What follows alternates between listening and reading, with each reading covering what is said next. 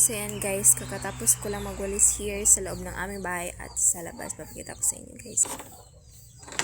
Yan guys, kakatapos ko lang magwalis dyan at meron na namang mga nalaglag guys. Ayan. Yan, merong mga hanger guys kasi si mama yung naglalaba ngayon guys. At ako ang nagwawalis here sa loob at labas. At doon sa may likuran namin guys. Dyan. Tapos ko din magwalis na, ayan. Dyan. Sobrang init ngayon guys. Tingnan nyo.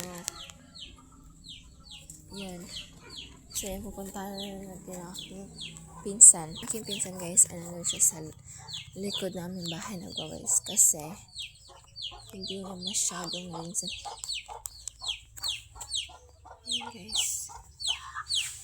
You can see. Ayan guys, nandun siya sa loob ng bahay. 4 lang guys, kasi kinain ng iring yung 5. Kasi namin sila guys. Ayan.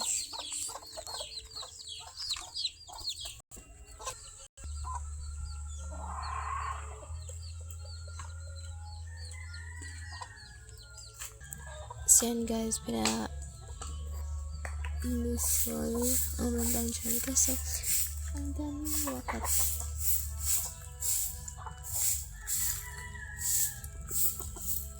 Tapos yung chicken ni Papa guys, ayan, tingnan niya. Yun siya. Tapos nabawalis yung beshi natin.